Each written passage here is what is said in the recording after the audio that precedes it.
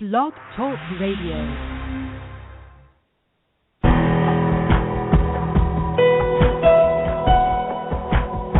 Welcome to our program on Kardec Radio. And now, here's our host, Dr. Vanessa Anceloni. Welcome, dear listener, to Kardec Radio. We are here live from the Chantilly, Virginia studios at Kardec Radio. And it's a great joy that we are celebrating this most special weekend. It's Thanksgiving weekend around the world. People are expressing that gratitude, and we hope so. If not, it's time for us to think about life, the true meaning of it, because for many people, they get the concession of living longer lives, aging years. What are they for? What do we do with them? Is there a particular way in which we can accommodate ourselves in the joy of those very particular years of our lives and live a good life? Keep growing, because we think only children are supposed to grow and learn. But aren't we also capable of learning, growing, expanding our consciousness later in life? Well, the old saying goes as old dogs cannot learn new tricks. Well, neuroscience has already proved it wrong. Old dogs can learn new tricks, even only if we expose ourselves to the new. But are you exposing yourself to the new? How is that? Well, we have here with us expert in the field, Dr. Robert Weber. He is here to talk about a book that he wrote with Carol Orsborn, The Spirituality of Age. What a marvelous book. A Seeker's Guide to Growing Older. Robert Weber is assistant professor of psychology at Harvard Medical School and a former Jesuit.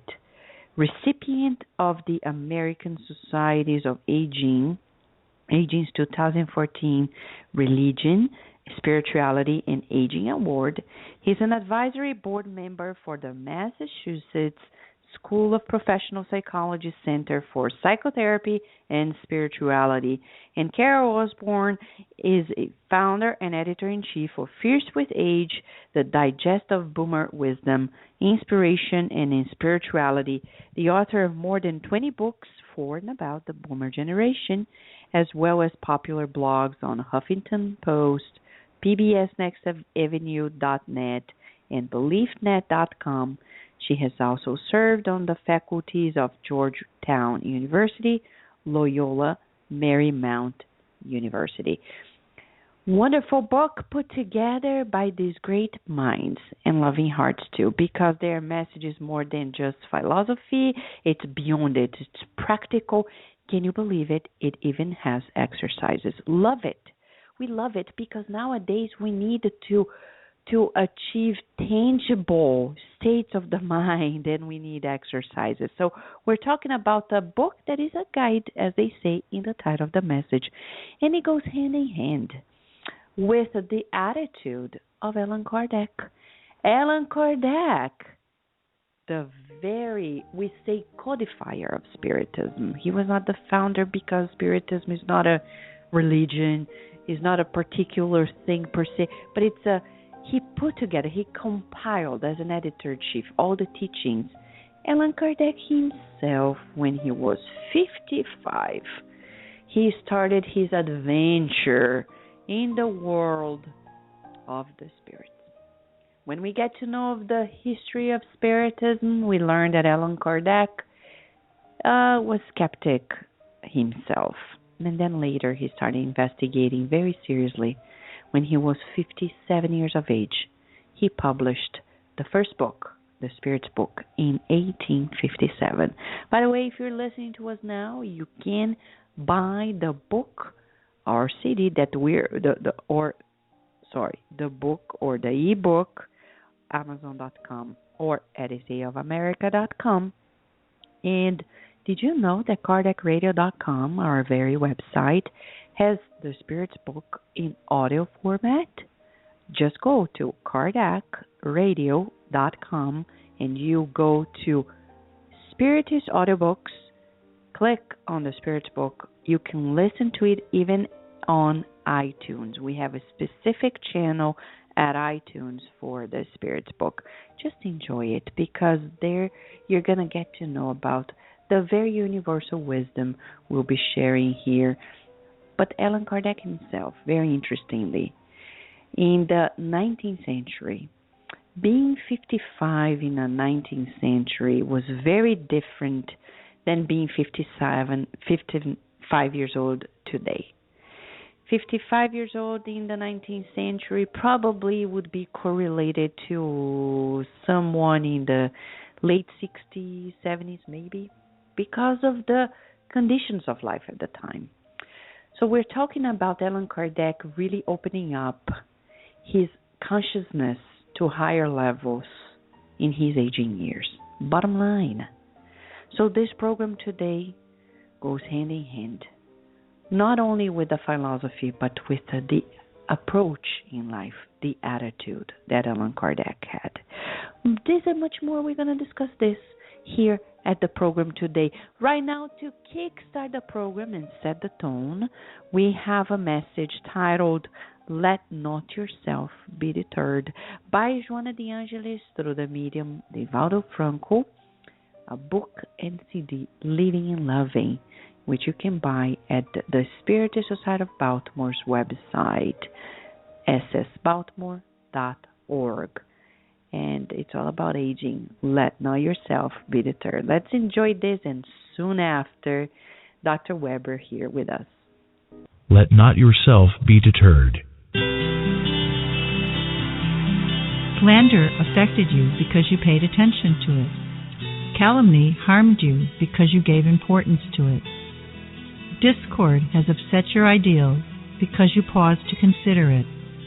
Hatred has embittered you because of your hurt pride and inflated self-esteem. Dispute hampered your work because you let yourself be entangled in it.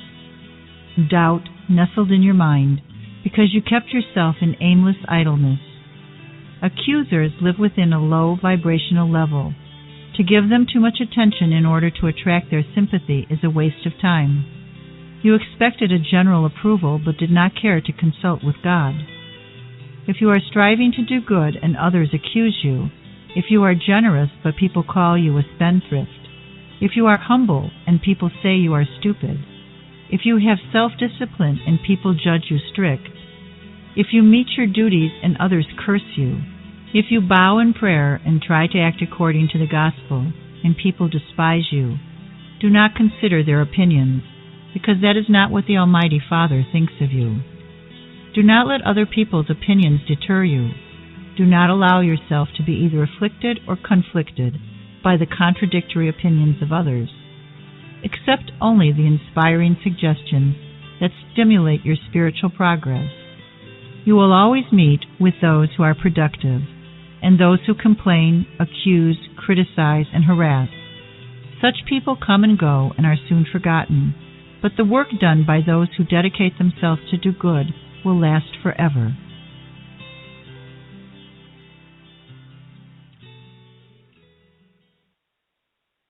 We will return to our program after these messages.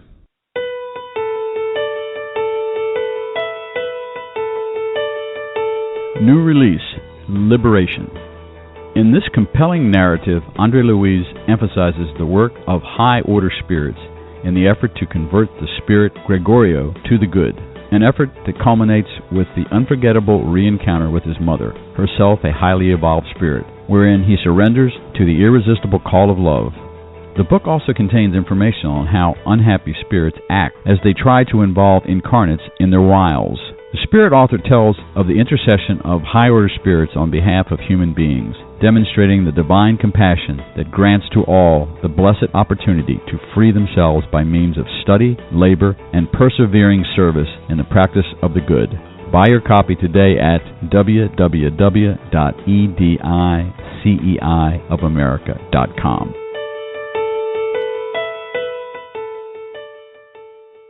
Spread the word.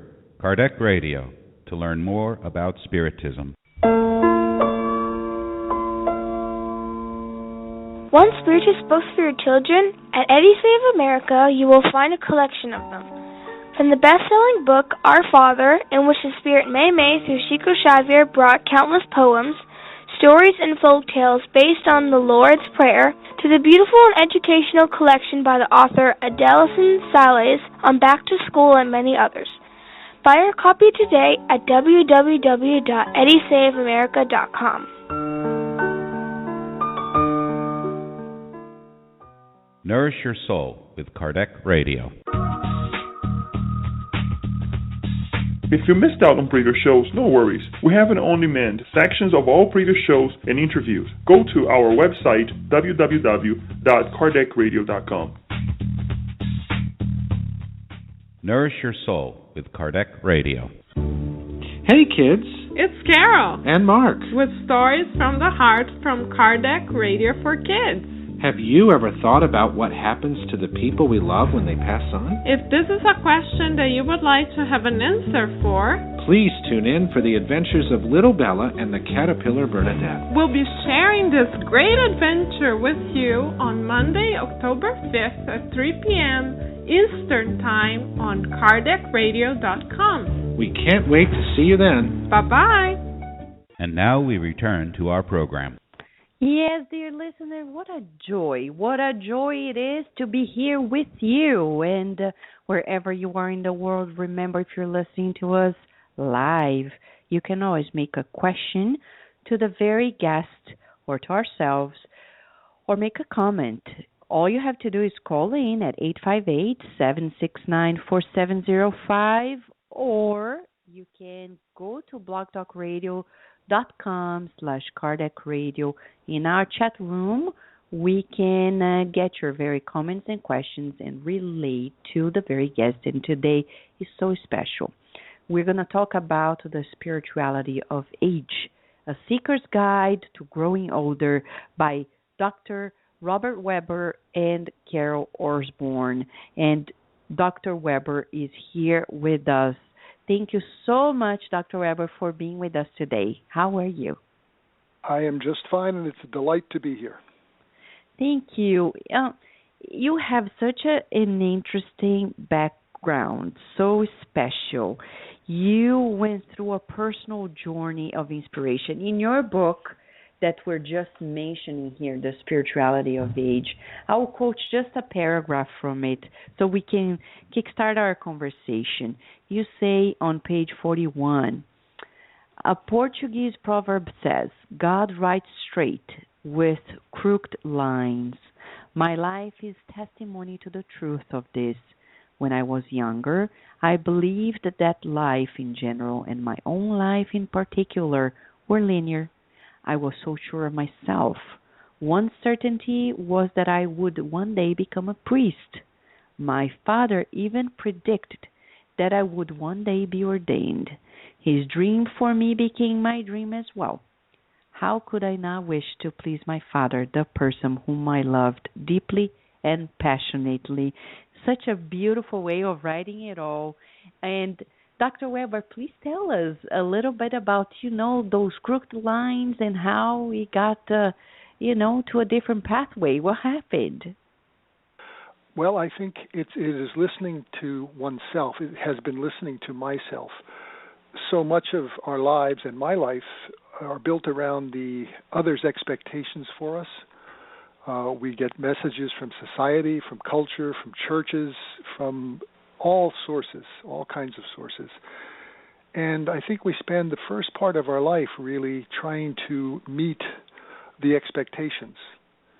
Mm-hmm. But in a sense, we lose ourselves in the process, or we have not yet uncovered ourselves or discovered ourselves. And for me, the crookedness of the lines is when I thought I was going straight and I had to make a left turn, all of a sudden I met a part of myself that I didn't know before, or that I was running away from.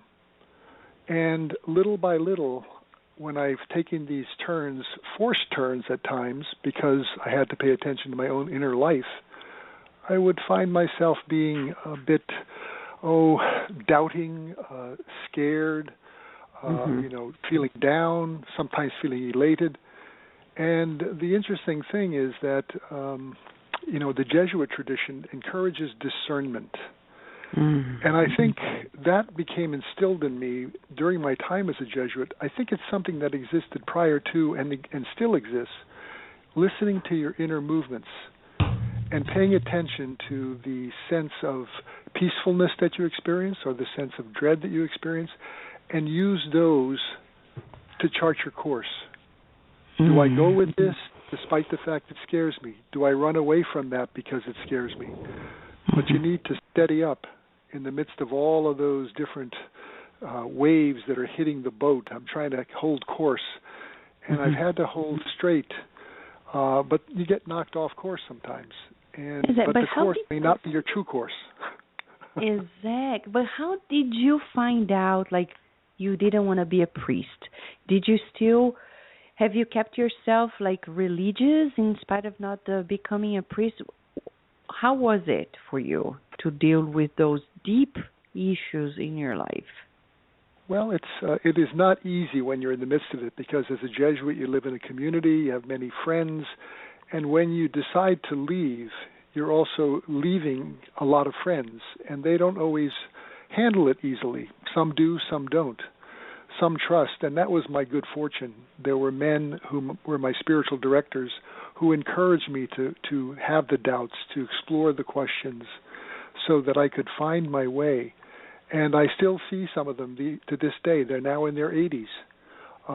And they have really helped me over the years. They trusted me when I was having trouble trusting myself.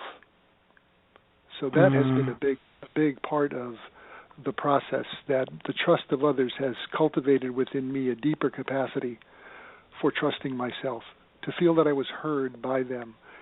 And when I spoke honestly, to have them look at me and see me, and I didn't have to run away in shame or in guilt. I could face what was happening, take that crooked turn, and not feel bad about myself for doing so. I see.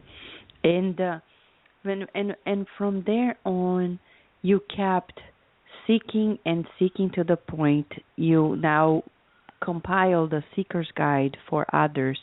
How did it happen for you, with your Catholic Jesuit background, to put together a book with Carol Orsborn, who has a Jewish background? How was it that you found this beautiful common ground with her? What is the story behind it?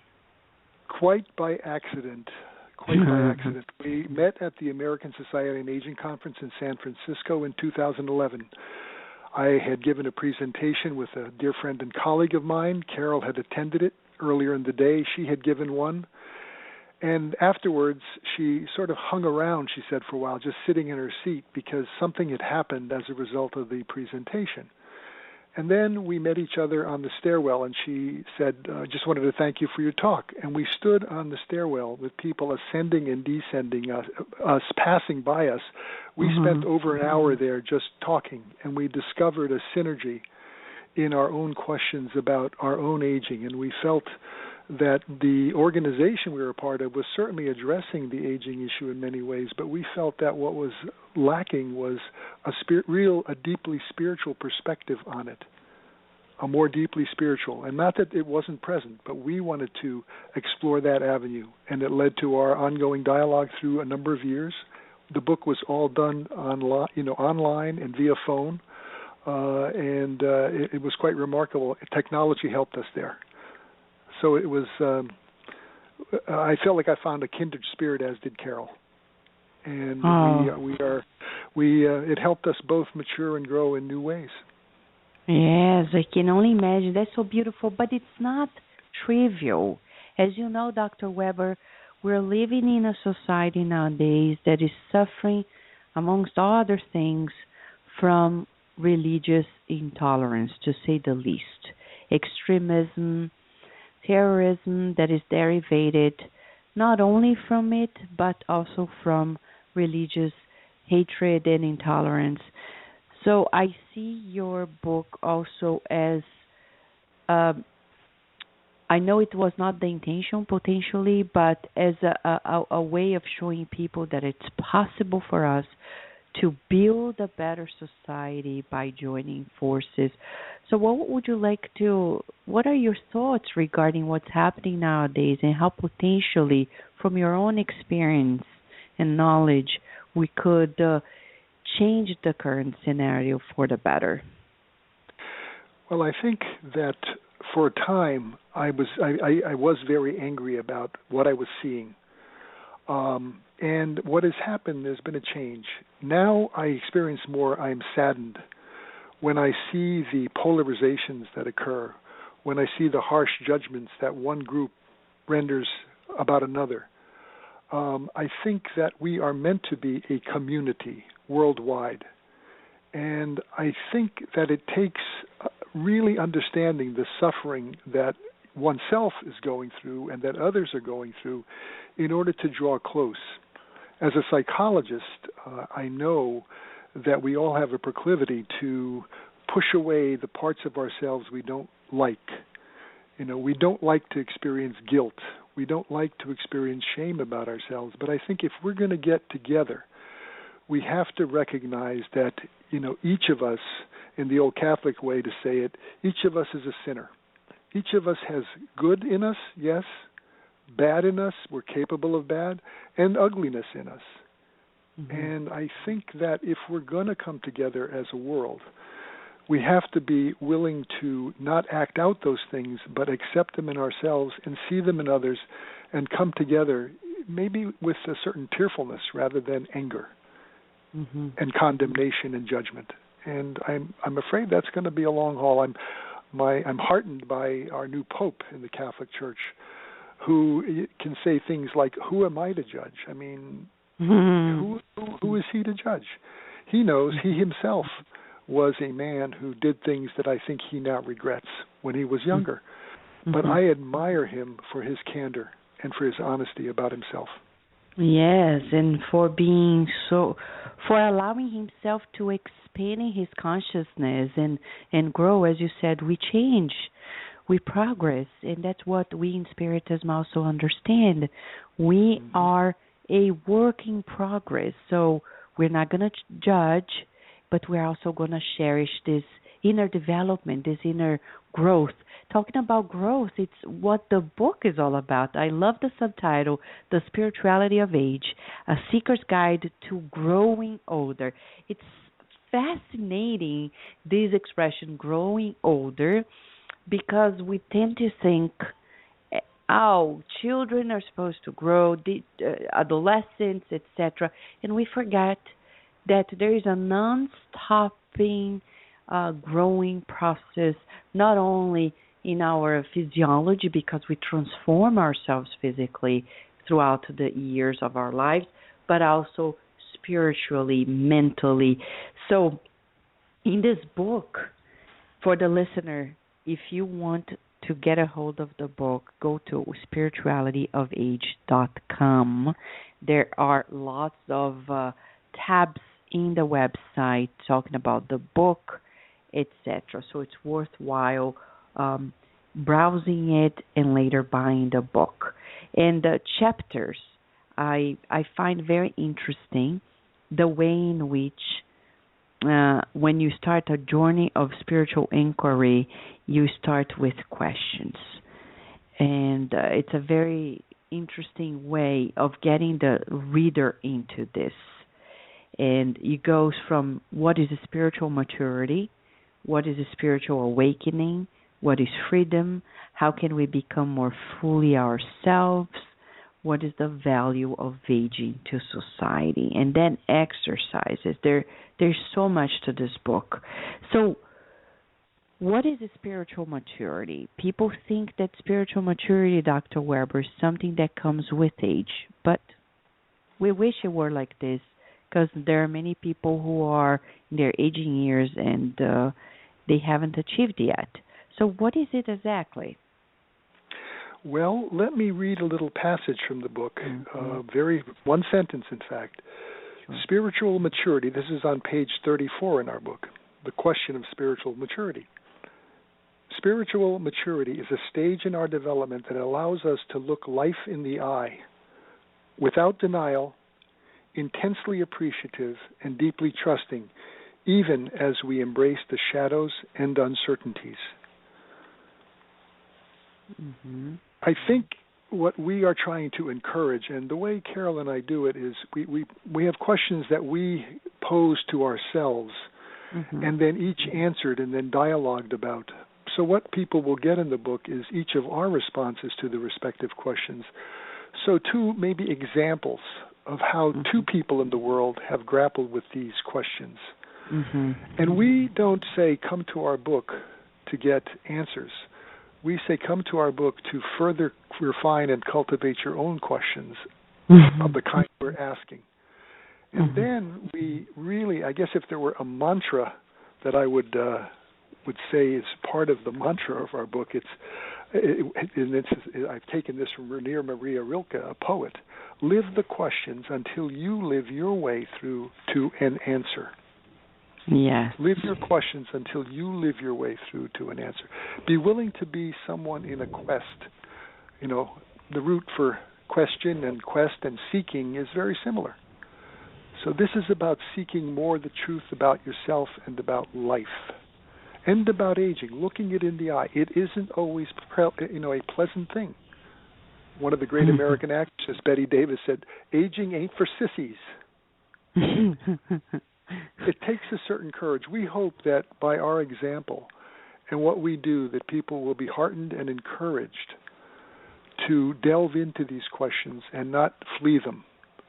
And in the process, discover, as Carol and I have already and continue to discover, because it's never over till it's over, continue to discover the truth about the depth of life that we are enjoying, that we may be missing if we're fearful and run away. It's so interesting, but, we know the foundation of life is always in childhood. Based on your experience and what you compiled in your book, would you say that there is an inevitable foundation for this future spiritual maturity in our childhood? Absolutely, absolutely. When I think about my own childhood, I think of my father and my mother, whom I acknowledge with great love and honor in the book. They each gave me something different. Maybe to pick up on my mother for a moment, she taught me to face death. When I was somewhere between the ages of 7 and 11, I became very conscious of death. Now, I was a Catholic altar boy, so I was at funerals. I was at gravesite.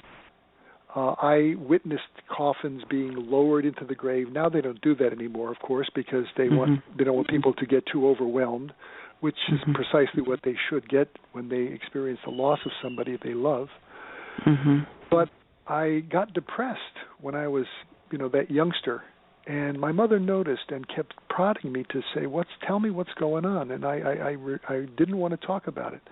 But she finally prevailed, and she sat, and I said to her and looked her in the eye, and I said, "You're going to die someday, Mom. You're going to die someday." And she looked at me, and one of the answers I hear people say these days sometimes is, "Oh, don't worry about that now." Well, maybe we need to consider the inevitable hour at every point in our life. There is that inevitable hour when death occurs. So she looked at me and she said, "That's true, Bobby, that's true." And I sort of got a little more afraid, but a little relaxed. And then she said, "But you know what? Probably not for a while." And that was true. She died some 39 years later. Oh, wow. And then she looked at me and she said, "So in the meantime, go out and play with your friends." That message, you talk about foundational things, Vanessa. I took that in, and I have been doing that all my life, playing with my friends, not unafraid of death, but not letting my fear. I'm scared, but I'm not afraid. I am scared, but I'm not afraid, because there is life even in the face of that inevitable hour that will come someday. Exactly. And life goes on. But Dr. Weber, you mentioned that people should experience that final moments in which they see the coffin, being buried. Why do you think psychologically that experience is so important? Because I had loved ones telling me, "Oh, X person died, and I didn't want to be there to see it." Hmm. So, what do you think Well, that is important?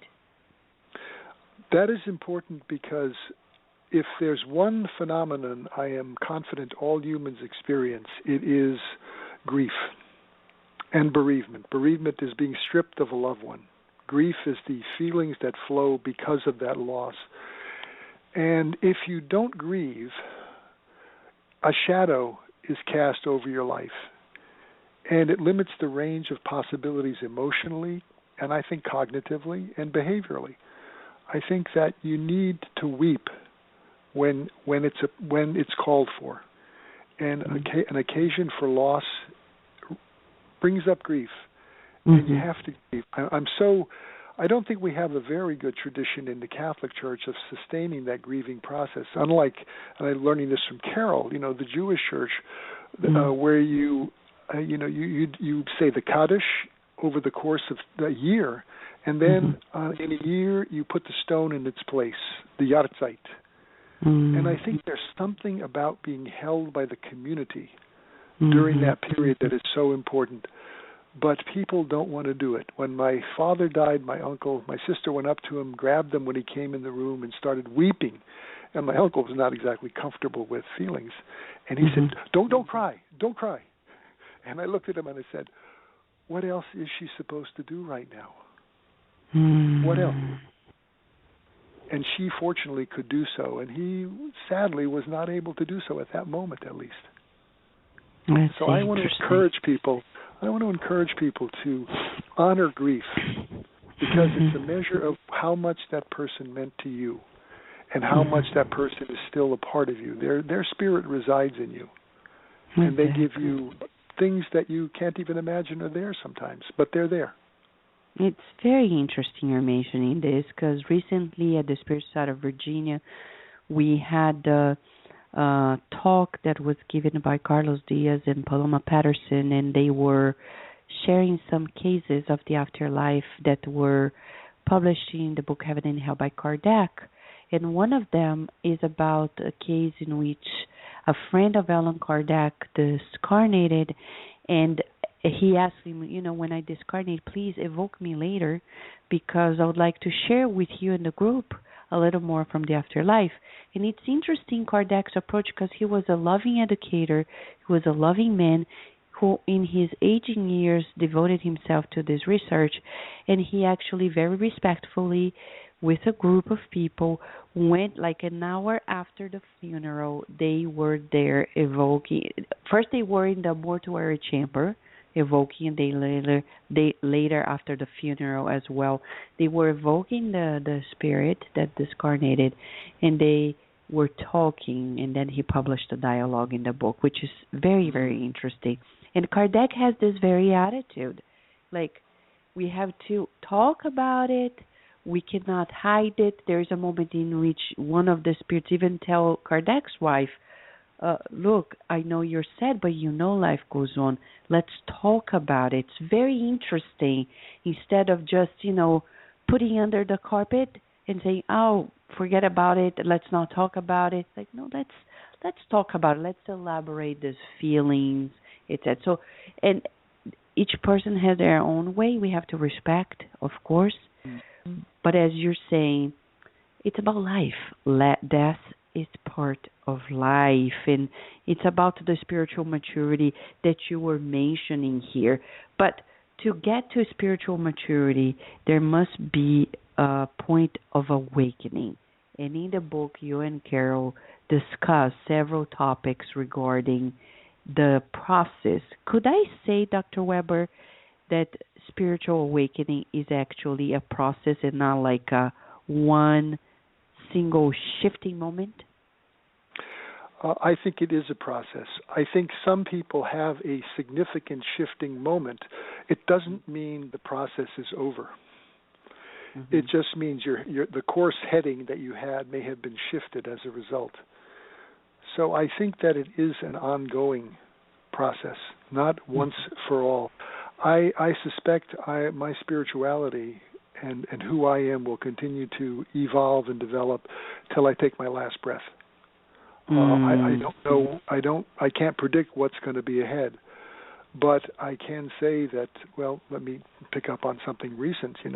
I've been suffering from some major hip pain, and recently had a procedure done to help with that. Unwanted, unwelcome. Now, it's not death, but it gives a hint of the limitations that we all experience and can experience. And what I discovered in the process, much as I didn't want it, this is not something I would have subscribed to, but it is still to some extent. But what it's done for me has had so many similar moments. It's helped me to really develop a deeper sense of compassion for myself and a deeper sense of compassion for others. Whereas I would have run away from certain situations, years ago, just out of sheer fear. For example, when I was working as a hospital chaplain while a Jesuit, it took me months to go to the spinal cord injury unit because I couldn't imagine not being able to move. And now I think I'm revisiting those avoidances through this process because with the hip at times I couldn't move.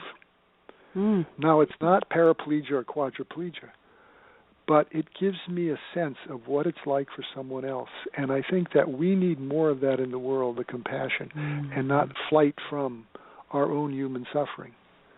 I think that when we can embrace it, and this is what Carol and I are talking about, the dark and the light side. When we embrace it, it's funny, it's kind of like a comforting thing that starts, as well as it's both and. It's a non-dualistic world. It's non-dualistic. It's both and, not either or. And that's interesting. Yes. It's interesting because as you're talking about this spiritual awakening, and by the way, we have here Mark Lewis with us listening. Sure, Mark, you can ask a question. We're going to keep discussing this very point, but whenever you have a question, we will relay it to Dr. Weber. So, Dr. Weber, as you were talking about life in itself, and we want to know more about the process of spiritual awakening, I find in pages 88, 89 of the book, The Spirituality of Age, an interesting discussion about the word crisis, because we're living in a world currently that is in a dramatic and potential transition, but there is a crisis around the world, a crisis that has been for many it's about fear, for others it's about hopelessness, and for many others it's about new hope. And would you say that crisis, as you say, crisis invite us to make choices that enable us to continue becoming? So how can a crisis then foster the need for spiritual awakening? Well, I think that, the word crisis comes from the Greek word, which means to decide or to make a choice. And I think when we're faced with those moments that we consider a crisis or crises, then, we have a chance to say, because it shakes our whole world up. We don't like an unpredictable world, but a crisis makes it more unpredictable, more uncertain. And it's at that moment that our head and heart are knocked about, and we have to think about and feel our way through to a new place, one that will know, because the old one doesn't work. One man, I've heard similar stories. One man once said to me, I spent my whole life building a fortress to protect myself, and all I've discovered now is that it's really a prison I built. I've locked myself in. And I think a crisis moment gives you the potential for a jailbreak. Maybe you can get out of that prison out of the need for all those certainties that served you, and they do serve. I'm not saying they don't, but they limit your freedom. Mm-hmm. Holding on to those things really cuts down on the depth and breadth of the life you can live when you're restricted by those things. And I'm saying this, people are saying, "Oh boy, he maybe some of the listeners are thinking he's arrived." I'm in the process. I am still. I go one foot out of the jail and one foot in. So I'm still working on it. It's not over till it's over. So I'm still in process. Yeah. We have a few now. We're gonna need to give a very short break, but when we come back, we want to immerse ourselves more deeply into the aging years, what the spiritual meaning is, what to do, and how not to stop ourselves like waiting for death just because we feel there's nothing else for us to do. Okay? Right after the break, Dr. Weber. Fine. We will return to our program after these messages. Books of Andre Luis. Through the hands of the most prolific medium of all times, Chico Javier, the spirit doctor Andre Luis wrote a series of books that unveil the mechanisms of life and life after life. From the best-selling novel No Solar, Our Home, to And Life Goes On, the reader will find illumination for a fulfilled life on Earth as well as immortal happiness. Check the many titles available at the international distributor, EDI CEI of America. Their website is www.ediceiofamerica.com.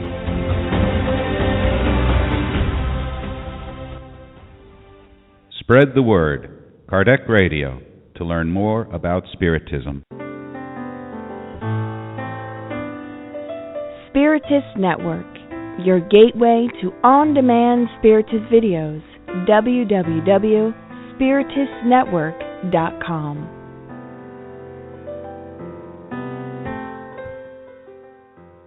Nourish your soul with Kardec Radio.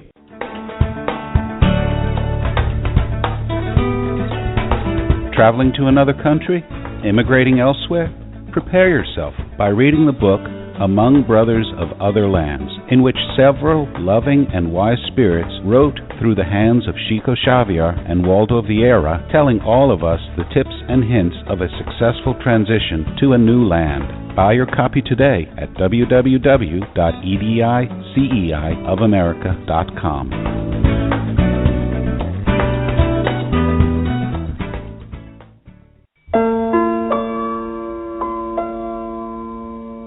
Do you want Spiritist books for your children? At Odyssey of America, you'll find a collection of them, from the best-selling book Our Father, in which the Spirit Mei Mei, through Chico Xavier, brought countless poems, stories, and folk tales based on the Lord's Prayer, to the beautiful and educational collection by the author Edayuson Salis on Back to School and many others. Buy your copy today at www.odysseyofamerica.com.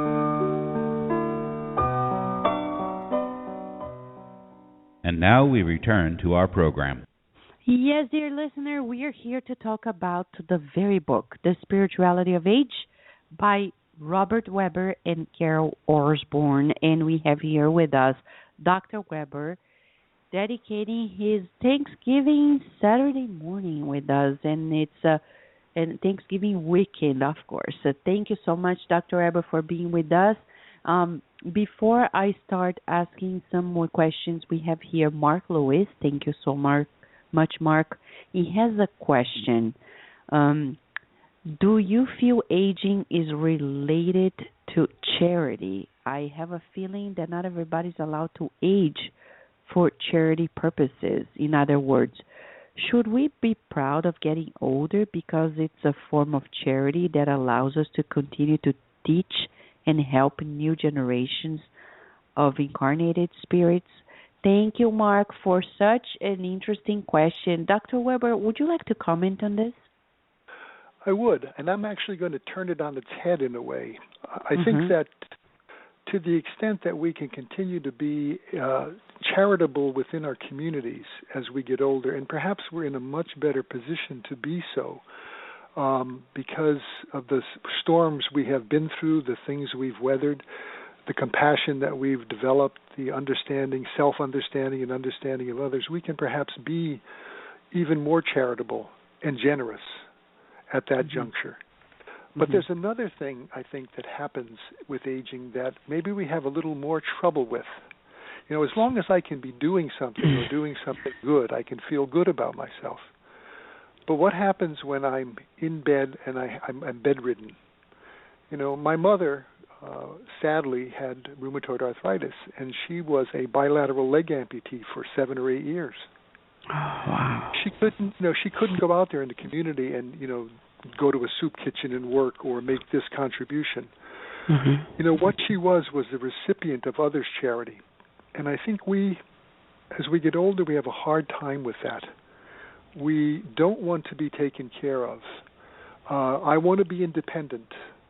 And what I've had to learn, just personally in the last 2 months because of my hip issue, is to struggle with my own inclination to continue to be self-sufficient and independent and invulnerable. And I'm not. So I think what can happen is a very different thing as we get older. Not only can we continue to proffer, charity to others to the extent that it's possible for us to do so, and I think we can perhaps deliver, like a good wine that's been aging for a while, a much better taste of what charity means as an older person to another. But we can also receive graciously and gracefully the charity of others toward us. Because it's a time in life when we cannot do anymore as much, but we are often more done to. And can we be open to receive the charity of others? So, Mark, I think your question, is a wonderful question, and I want us to speak to both sides of it. The giving of charity, yes, definitely. I think deepening happens. Also, allow the charity to come your way from others without feeling ashamed, without feeling somehow guilty. And I understand a little better now over these last 2 months what a struggle that is. Yes, it's interesting because it takes humility to really accept the loving charity of others that they are offering us. It takes humility, and it's, I think, one of the hardest virtues to acquire. Don't you think so, Dr. Erber? I absolutely do. I think what we experience is another kind of phenomenon which has the same root as humiliation, shame. To me, one of the more insidious feelings that I've found in the people with whom I've worked over the years is shame and humiliation. And because of that, we run away and hide. And when we run away and hide with our shame, I think what happens is our inner life gets corrupted. I love that interlude that occurred early on before you and I started talking, because it really encouraged, not running away from those things that are troubling, and not running away from shame. And I think if you bring shame out into the open, are able to talk about how you feel, it loses its power over you. But when you hide and feel like dropping off the face of the earth because of that sense of humiliation, then you will suffer even more. And so I love your word, humility. That's what the heart of it's about. It's being humble and accepting your human circumstances, that you are, if I can put it this way, you are not immortal, you are not invulnerable, and you are not completely independent. Those are the 3 grand illusions. We are none of those things. We are mortal, vulnerable, and dependent. And I think that facing those things, not without being scared, but maybe without being afraid, allows us to grow in ways that other things would not bring about. Interesting. This is very interesting. We also have here with us, I think it's Jay from Canada. He is in the phone line and wants to ask a question. Is that you, Jay? You're there? You want to ask a question? Yes, thanks very much for letting me be part of How the are you? How are you, Jay? show. Good. Fine, thank you. How about yourself? Good, thank you. It's good to have you here again. And Thank you. if you have a question for Dr. Werber, please feel free to ask him. Yes, thanks for letting me be part of the show, Doctor. Thank you. You're welcome. Hey, my question is about wisdom. And we seems like in some contexts in the Western world think that age is equal to wisdom. So I just wondered, is our wisdom as we grow older, do we get to actually ponder more about like what our existence is and what our purpose is on this earth, and that wisdom that we actually have through the years? Do we kind of find, like I said, maybe what I'm repeating the question is a certain question about ourselves, like what the earth is about and what things are about, or do we just stand still sometimes and just not do anything and just age, either gracefully or resentfully until we actually pass on? Just wonder what your thoughts about that is. Mm-hmm. Yes, I think the potential there for growing in wisdom is very much a part of the latter part of our life. I think we have a chance, the way it was well put by Erik Erikson, a noted psychoanalyst who talked about developmental stages. Mm-hmm. He said that the final stage of life is a chance to bring about ego integrity. Mm. And the alternative to ego integrity, Erikson said, is despair. He said if you are able to integrate all the elements of your life, and if you were listening in earlier and you heard me talking about the good, the bad, and the ugly within myself, I think in integrating those elements, I have more integrity as a being, because I'm not disowning anything about myself, and I'm able to hold it all together and bear it and bear with it. And the fruit, Erikson said, of that kind of process is wisdom. Then you see things you could not have seen before. I've seen things about compassion that I could not have understood when I was younger, when I was running away from the suffering of others, rather than running toward theirs and my own. And I think that's what I would hope would come about. And wisdom is not about having all the answers. I think wisdom, the greatest wisdom may be to know that you don't, and to be willing to continue to lean into the questions as they present themselves, and be with others in the midst of those questions, and allow them to cultivate within you a deepening sense of integrity about yourself, a deepening sense of comfortableness in the world, and not feeling despairing, but maybe hopeful, gaining a new sense of hope at that juncture. And it's not easily won. I don't want to pretend that this is an easy process. I think even gaining hope rather than despair is arduous. And sometimes you're going to be doubtful and feel hopeless. However, I think if you open yourself up to the experience and don't do it in isolation, I think there's a lot of hope. And despair doesn't have a chance. That's beautiful. You're satisfied? You want something more, Jay, to ask? Yeah, I just wondered about. Thanks so much for the wisdom there too. My question also is regarding about just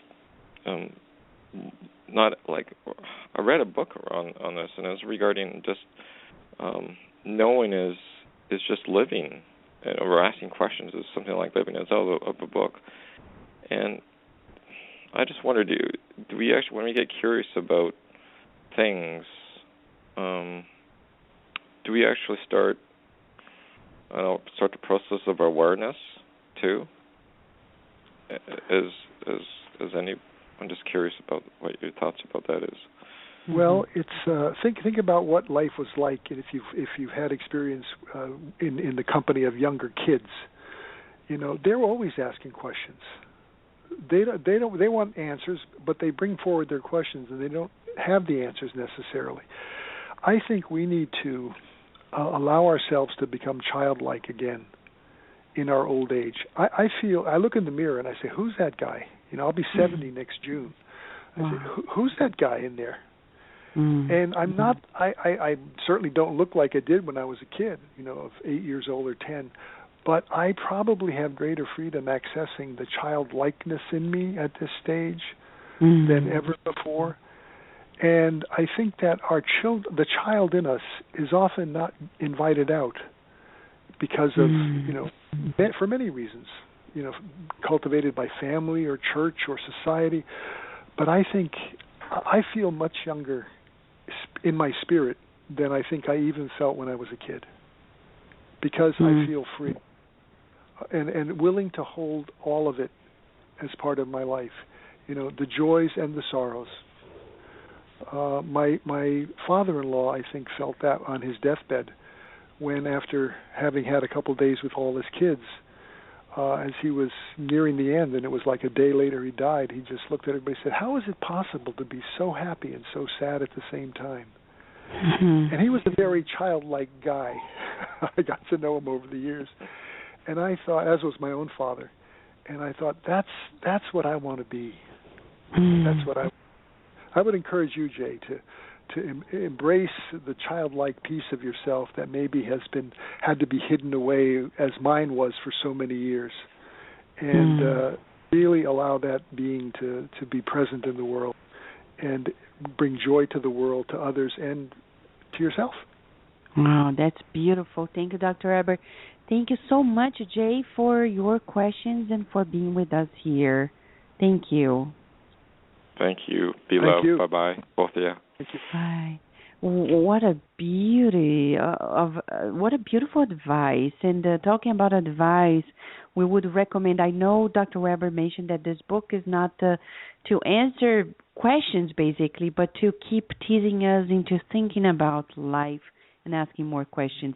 And if you, dear listener, go to the website spiritualityofage.com, you get to know more information about the book and the value of aging to society, what to do next, and 12 exercises for seekers. This book is very tangible into fostering spiritual awakening, finding the pathway for spiritual maturity, and what to do in the aging years. It's, we're approaching the holiday season, the end of the year.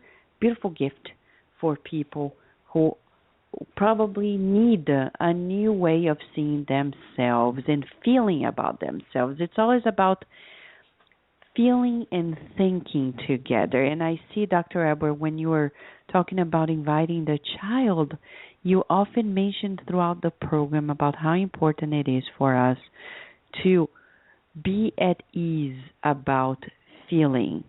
And a lot about aging is our feelings that people don't know what to do with it. What would you like to say as your final message for the program today at Kardec Radio?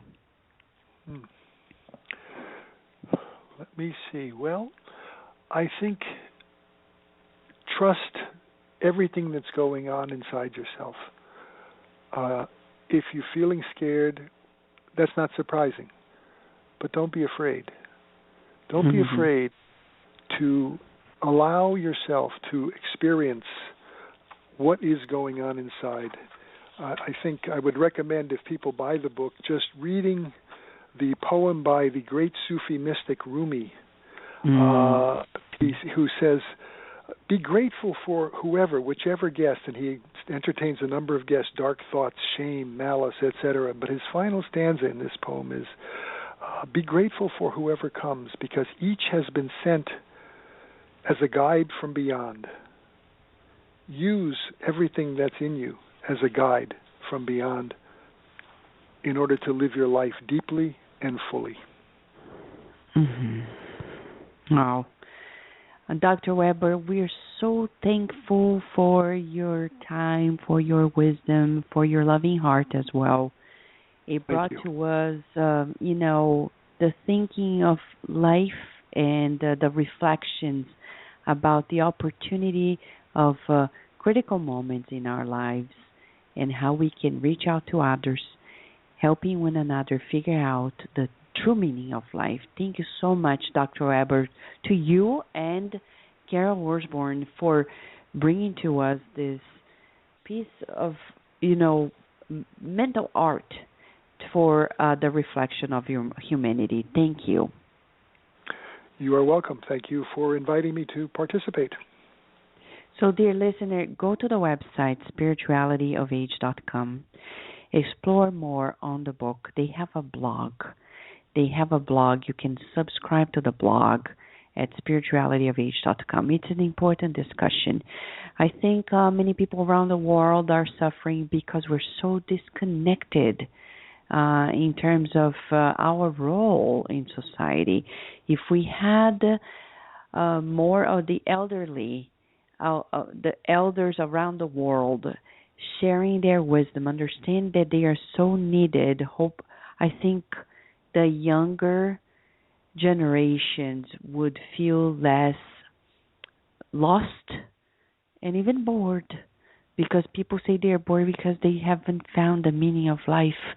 So helping one another, as Mark Lewis also mentioned to us, the wisdom of the aging years as an opportunity for the self and for humanity. As we know in the Spiritist teachings, charity is the ultimate goal of our lives. The charity that is beyond just giving alms.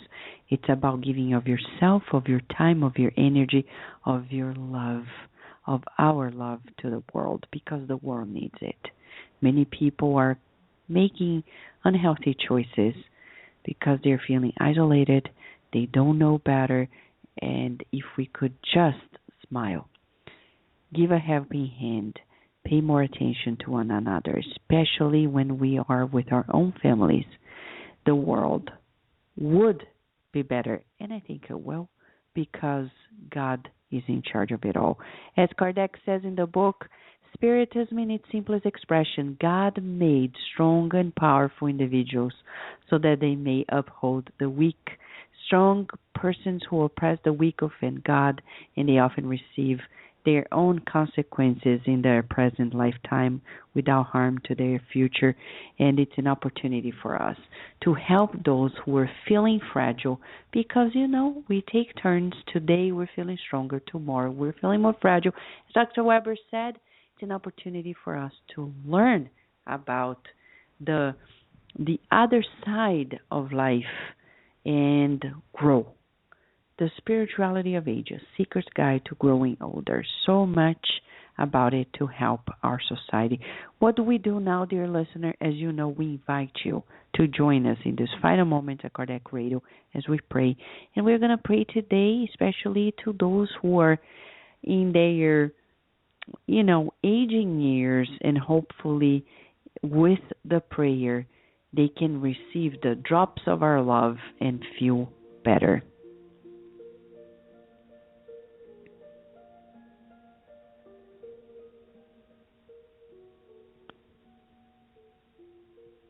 Like homeopathic drops of love. Would like to ask you, dear Lord of life, to multiply it with your infinite love. The prayer that we now share with the world, hoping that all those who are facing the beauty and the challenges of their aging years, that they may find new meaning, new hope, reinventing their roles in their lives, not only for themselves, but for everyone connected to them.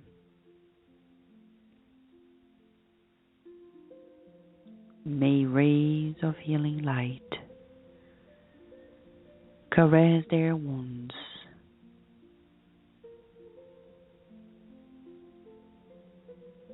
regenerating the deepest tissues of their souls. And at each new breath, find new strength for their minds, their spirits, and their bodies. May everyone in their network of connections receive these blessings as well as new encouragement.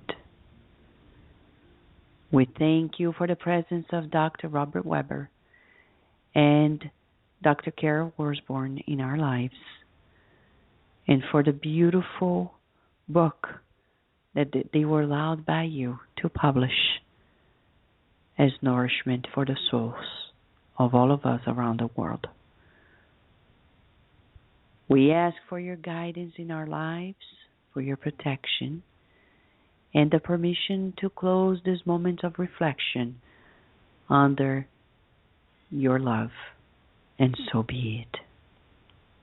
Dear listener, remember, in a week from today we have more. Yes, Kardec Radio is here to nourish your soul. And in a week from today we're going to discuss something that is so complementary.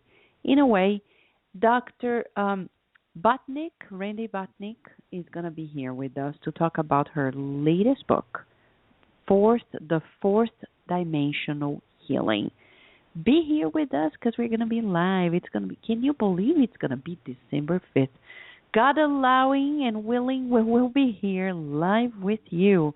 And if you have any question and you won't be here with us live, send it to us by email at kardecradio@gmail.com. We'll be happy to listen from you. Meanwhile, thank you, everyone who participated and made the program ever more special, especially Dr. Weber, Dr. Orsborn, and we wish you lots of blessings. And if you have any comments or questions, remember, we want to hear from you, and we'll be happy to accommodate in our future programs your very suggestions. Meanwhile, tomorrow at 8 p.m., hosts from around the world are going to be sharing the Spiritist awareness with you. Different segments, beautifully building to you a new perspective in life. On Monday at 3 p.m., Mark and Carol are going to lead the reading of another child's book for you at 3 p.m. And on Wednesday, Mackenzie Mello from Massachusetts and Franziska Kranz from Germany are going to read another chapter from the book The Messengers by André Luiz through Chico Xavier here at Kardec Radio at 5 p.m. Eastern Standard Time. And on Thursday, Vanessa Childs from Seattle is going to be streaming another Spiritist talk from speakers from around the world. Meanwhile, let us enjoy life, be grateful always, and keep growing, because life is just unfolding as we grow together. Thank you, dear listener. Thank you for listening to Kardec Radio, broadcasting live every Saturday morning at 11 a.m. Eastern Standard Time. Email us and share your comments at www.kardecradio.com. Until next time, we wish you many blessings.